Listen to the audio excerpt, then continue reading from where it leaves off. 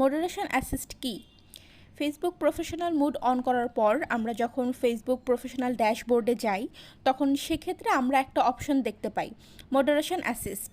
কিন্তু এই মডারেশন অ্যাসিস্টের কাজ আমরা অনেকেই হয়তো জানি না। এর কাজকে আজকের এই ভিডিওতেই আমি আপনাদের সাথে শেয়ার করব।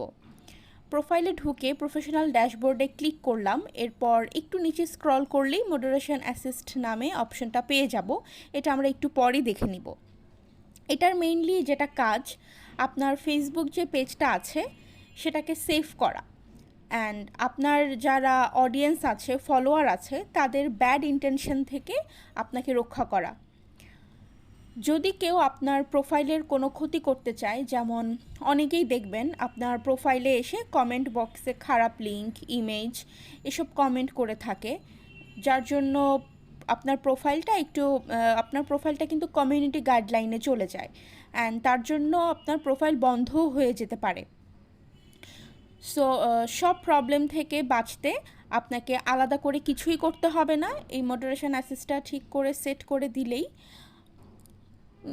নিজেই এর কাজ এরা করতে পারবে। তো চলুন দেখি এটা অ্যাকচুয়ালি কিভাবে কাজ করে।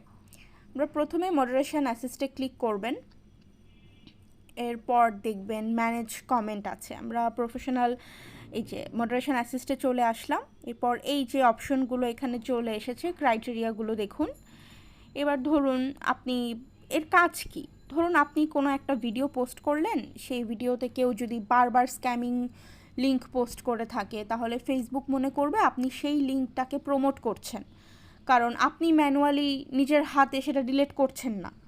তো এই যে অপশনগুলো আমরা এখানে দেখতে পাচ্ছি, এই যে comment has a video, comment has specific links, তারপর কমেন্ট হ্যাজ সার্টেইন কী ছিল, এটা চলে গিয়েছে আমার সামনে থেকে।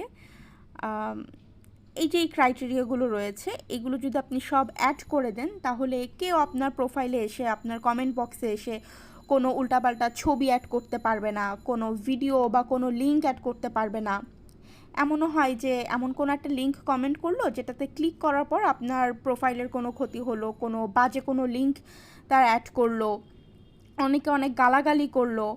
তো সেক্ষেত্রে আমরা যেটা করতে পারি, কমেন্ট মেসেজ বলে একটা ওখানে অপশন আছে একদম লাস্টে। তো আমরা ওইখানে গিয়ে কিছু কিওয়ার্ডস অ্যাড করে দিব। কথার কথা ধরেন আপনি চান না আপনার কমেন্ট বক্সে কেউ আজাইরা, ফালতু এই কথাগুলো লিখে, তো আমরা ওই কিওয়ার্ডসে গিয়ে এই ধরনের স্ল্যাংগুলো আমরা, আপনার যেটা অপছন্দ আপনি সেই স্ল্যাংগুলো ওখানে দিয়ে সেভ করে দেবেন, তাতে আপনার কমেন্টে এসে কেউ এই ধরনের গালাগালি বা খারাপ মন্তব্য করতে পারবে না। তো এই যে অপশনগুলো, এগুলো সেভ করার মাধ্যমে কিন্তু আমরা আমাদের প্রোফাইলটাকে এখন মানুষের খারাপ ইন্টেনশন থেকে আমাদের পেজটাকে রক্ষা করতে পারি।